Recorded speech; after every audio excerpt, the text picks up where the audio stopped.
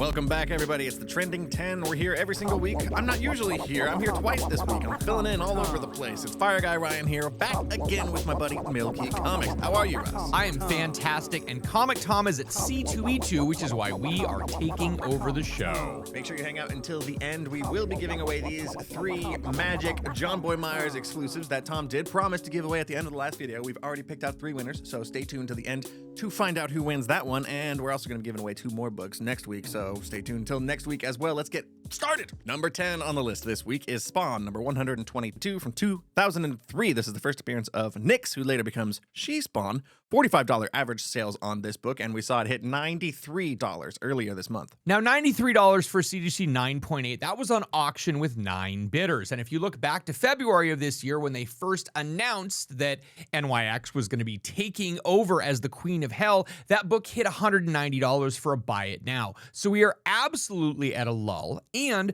we are below the year average of $140, but still seeing a 250% increase in copies sold. So like Russ mentioned, Nyx is now the Queen of Hell in the Spawn universe, but just this last week, we did get a sort of origin story, a miniseries focused on this character called Black Ritual, the Book of Nyx, number 1. That just dropped last week, and that is definitely a reason we are seeing this book, her first appearance, hit the list this week. Now, this new series is a fantastic read for those of you that have been fans of the Spawn universe for a while, but considering that Spawn number 1 came out over 30 years ago, we have over 350 issues, and the best jumping on point for the Spawn universe might be Spawn 300. There are other places you should get in before just picking up this book. Maybe King Spawn, Scorched One, even Rat City. There will be some of these other ones that will explain more things than Nyx's backstory than this book. Next on the list at number 9 is a book I actually grabbed off the shelf back in the day at the comic shop, believe it or not. Batman The Dark Knight, issue number 3 from 2012, part of the New 52. We're seeing $15 average sales for this $3 book,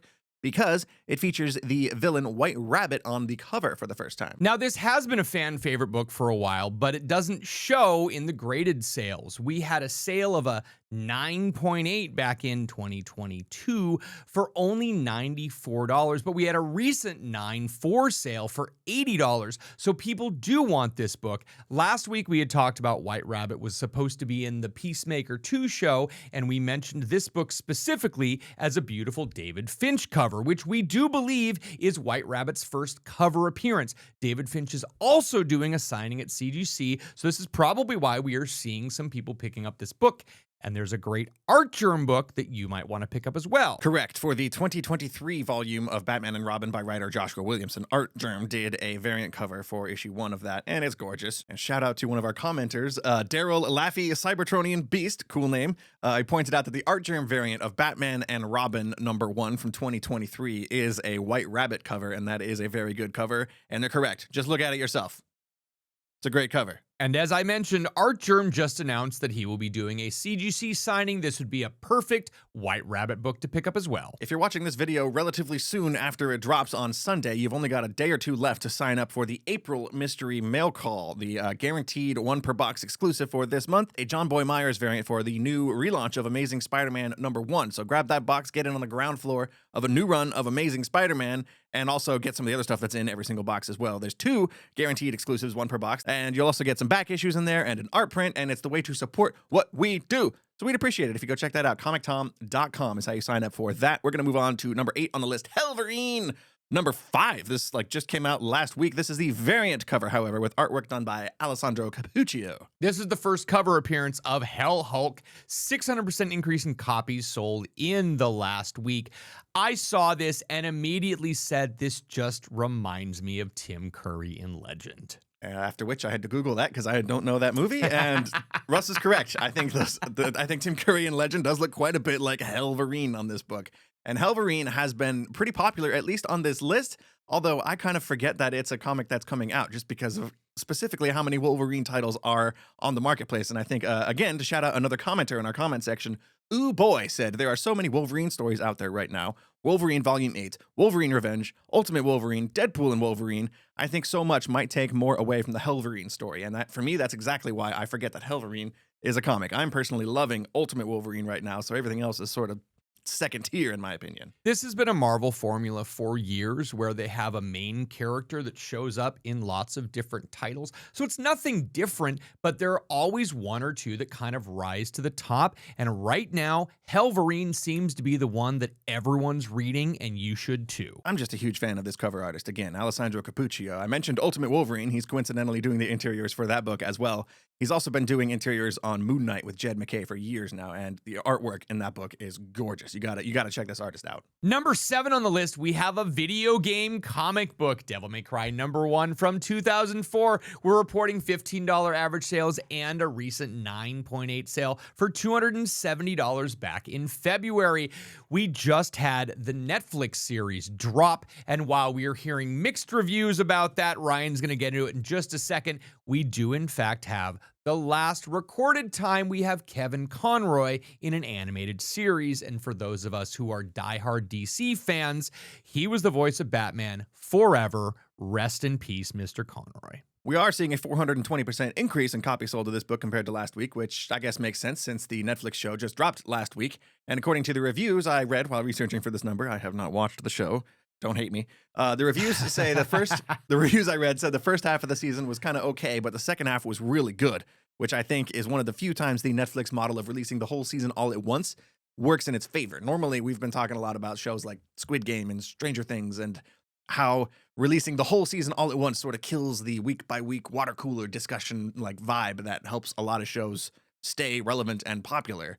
I think for a show like this that maybe has one part of the season better and stronger than the other part, maybe releasing it all at once is more of a benefit in this case. Well, since Last of Us Season 2 is about to come out, when Comic Tom and I were talking about Last of Us when that was getting released, every single week there was more momentum behind the Last of Us comic books.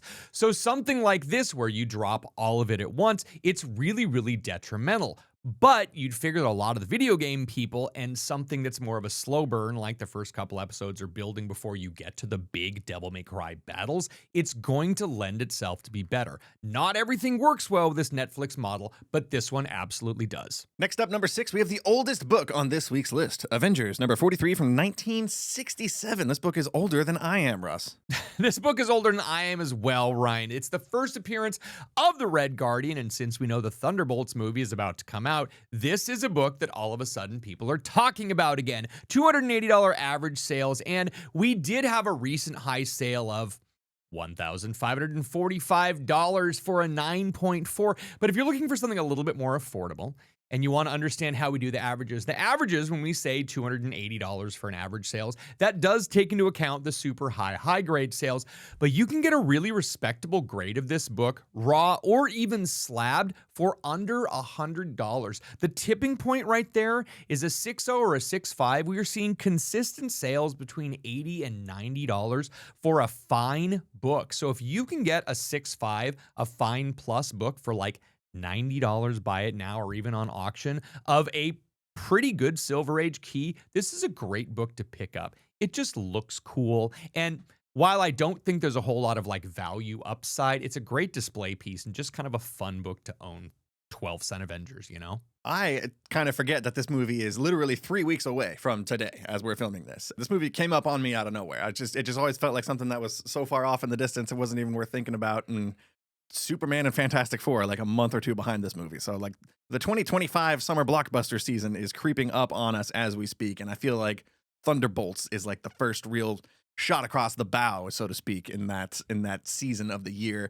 And this isn't even the only Thunderbolts book that we're going to talk about on today's list. But before I get into spoilers on that, we just need to get to the next number. No, we don't, Ryan. We actually need to talk about the Key Collector app right now, because if you're not using this app, this will up your collecting game. And the reason why I'm mentioning it is not only is the list of 10 here represented as a larger list of 20 with more books, there are categories where you can even look at the Thunderbolts category and find out first appearances of these other characters, like Ghost and Yelena Belova. Or if you want to know that the oldest book on this list is Avengers 43, which is also tied to the first appearance of Contessa Valentina Legre de Fontaine, played by Julia Louis-Dreyfus. That book is Strange Tales number 159. The oldest appearance of anyone in Thunderbolts would probably be Captain America Comics #1, which would be the first appearance of Bucky Barnes. But this one is Winter Soldier, and you could go pick up the Brubaker run, which is the better Captain America run to read anyway. The best one, honestly. But yeah, if you want to learn all that stuff, Key Collector is the way to go. Use code TOM101. You'll get 2 weeks of the paid premium version of the app for free. It's definitely worth checking out. Go check out the App Store or the Android Store, Google Play Store, wherever you get applications for your smartphone devices. Let's move on. Let's actually move on this time.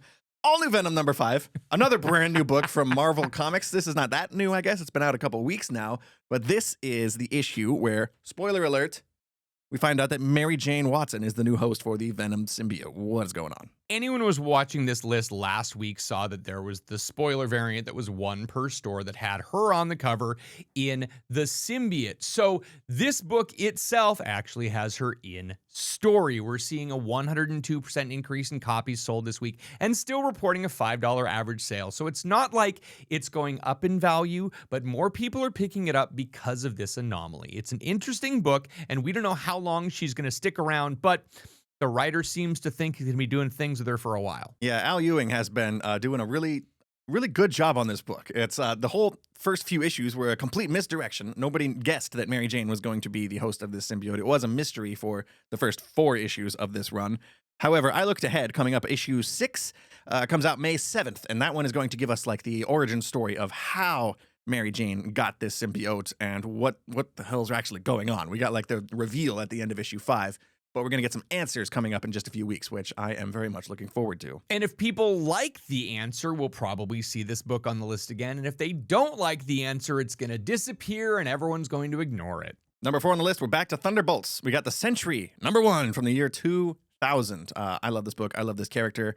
$80 average sales on this book, and we saw a year-high sale actually just happen for $389 in a 9.8. Out of 25 9.8 sales all year, that's the highest one, so congrats. That's a pretty big deal. So the new Thunderbolts trailer dropped, and it's absolutely making these books on the list move. And we know that Sentry, the Void, was supposed to be in this for quite some time. They were even using his codename Bob to be able to talk about him. Well, the new trailer does have focus on the Void, causing a 186% increase in copies sold of this book, the first appearance of Sentry and the Void. Now, the cool thing about this trailer is we get to see the Void, and it's kind of like they've blacked out his face. And we're not certain whether it's going to be like he's a black hole or whether they've done something digitally so we don't actually get to see him before the movie's released.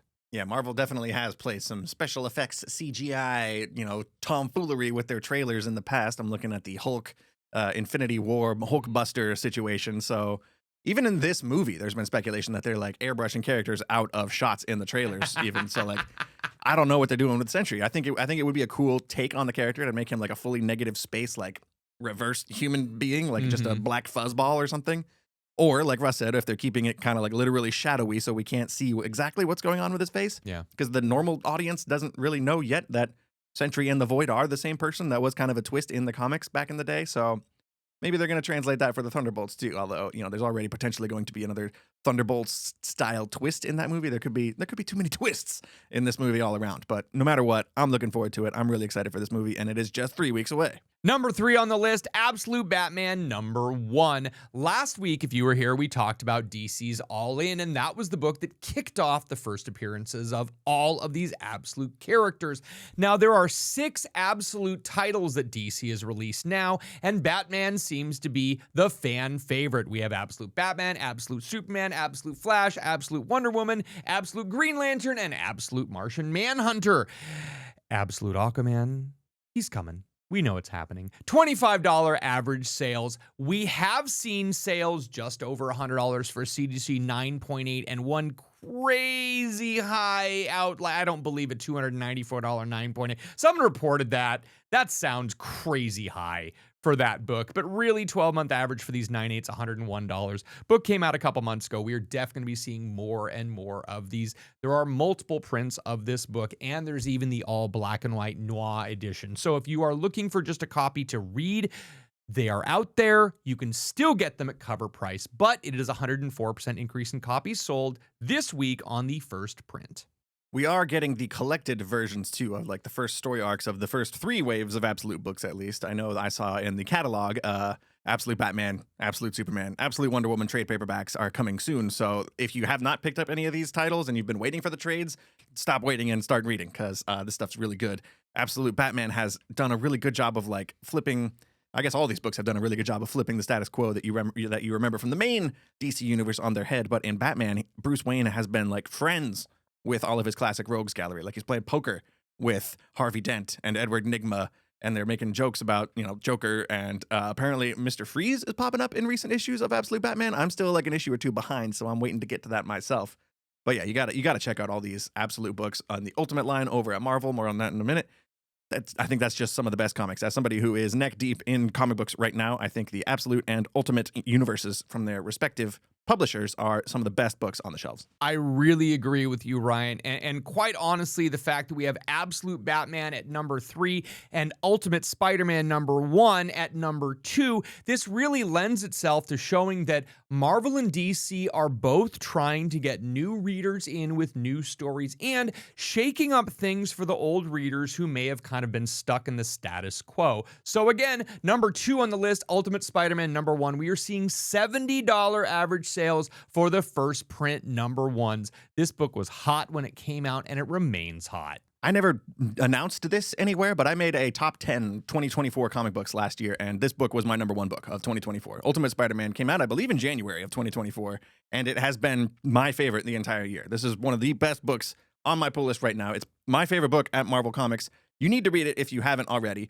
The Ultimate Universe, similar to the Absolute Universe over at DC, is a side continuity story where everything you've known since the 60s over at Marvel, none of that matters, right? This is very friendly for a new person to pick up and read. And again, the trade paperbacks for the Ultimate books are in stores now. I believe Ultimate Spider-Man has 2 trades out now. I'm getting them myself. It's worthy of being on my shelf. I'm very much in love with this book. We're seeing a 343% increase in copies sold. I don't even know if Russ got that part out before, because I was just too excited to start talking about my favorite Marvel book. So while 9/8 of this book have been selling consistently with a $175 average over the last year, the most recent 9.8 sale is $200, and we see people buying these books more and more. Now, everyone's liking the Ultimate Universe, and we do have multiple titles with Ultimate Spider-Man, Ultimate Black Panther, Ultimate X-Men, The Ultimates, and Ultimate Wolverine, but we have another one coming out soon, Ultimate Spider-Man Incursion number 1.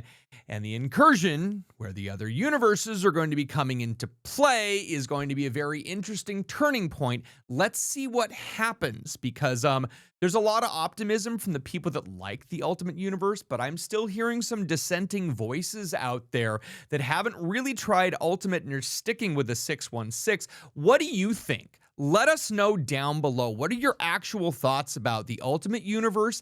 And are you thinking it's better than the 616, the main Marvel continuity? And I'll be down there. I'll be responding, because I'm like the biggest Ultimate fanboy in the whole world. So you better be correct. Moving on. Number 1, the number 1 comic book this week. I actually called this the other day on the Hot 10. It wasn't that big of a call, because this book was optioned right before we got onto the Hot 10. Love Everlasting, issue number 1, is our number 1 book. This book came out in 2022. It's from writer Tom King and artist Elsa Chartier, and it's great. I love this book. You give it a chance. It's a romance book.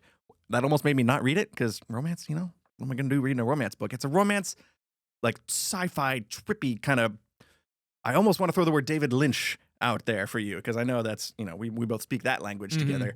This is a very, very strange romance book where every single issue, the main character, Joan, has to fall in love with some random person. And the second she does, her whole life kind of resets and she ends up back in some new situation. It's a play on the old school, oh, I'll never find my one true love, like sort of romantic comics from back in the day. But it's got this freaky kind of like almost Ice Cream Man level twist to it, where if you read enough Ice Cream Man, you kind of realize this isn't just an anthology. These aren't just standalone stories. There is some sort of higher presence here, sort of manipulating these characters and playing around behind the scenes. Love Everlasting is very much worth your time. I could mention that it's a $5 average sale and that there were $35 sales for CGC 9.8. I could also mention that it's a 1,900% increase in copies sold this week. But Ryan, you forgot to mention that this is Tom King writing. So for anyone that's been reading Wonder Woman, that's been absolutely fantastic, or that Supergirl run, Tom King has been writing so many amazing things. I absolutely loved his Rorschach run. His Mr. Miracle run was just next level. Human Target. I mean, there were things that he did that people just need to read.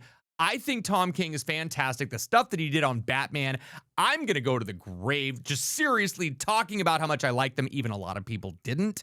But this book, if you're a Tom King fan, you gotta check it out. This is why we need our own show, Russ. You've mentioned this multiple times, like off camera today. And if you're still at the end of this video, thank you. It's probably been like a half-hour video at this point. But Russ and I have very, very different opinions a lot of the time. But when we match, we match. And Tom King gets way too much hatred in this world. He wrote a Batman run that not a lot of people were really fans of. And since then, I feel like a lot of those people have spoken up negatively about every single thing the man has created since then, which was like a decade ago, by the way. Homie hasn't written like the main Batman book in quite a while. Yeah, Double Date's like 8 years old at this point. Every book he's written since then has been phenomenal. And I was also a big fan of that Batman run. Right. I had very high highs, very low lows, in my opinion. And that's better than a book full of mids, which is normally what the main Batman title is, if I'm being completely honest. Batman Killing Time, Human Target, Rorschach, even Heroes in Crisis had a lot to say. Oh, yeah. Go check out some Tom King books. If you don't do anything else, grab Love Everlasting, grab Supergirl Woman of Tomorrow, and you'll be happy. Let's get out of here. That's it. Go on. Geek responsibly. We got to end the show the correct way, otherwise Tom will get mad at us. Don't forget, there's giveaways. I almost forgot. Congratulations to the 3 winners of this week's giveaway. Let's read out some phone numbers. For those of us listening to us on Stitcher, SoundCloud, iTunes, and any of the other audio ones, if your phone number ends in 8643, 2175, or 7221, you may very well have won. Go check your text messages and see, and we will get you confirmation to win one of these amazing books, the John Boy Myers Magic #1 exclusive. I will be sending you text messages very shortly, so check your phones. And in the meantime, check back here next week. We've got 2. We're doing 2 giveaways next week for a signed J. Scott Campbell Spider-Gwen foil book. That will be announced next week. Also, check out Tom's streams. He'll be doing streams all weekend long over at C2E2. We're doing a whole bunch of drops this weekend as well. Con exclusives are going to be hitting our website. You can find out all about that, too, by signing up for the text message notifications. Doing that will enter you to win these giveaways and every giveaway we ever do in the future. I'm actually going to get out of here for real now, so geek responsibly. Enough said.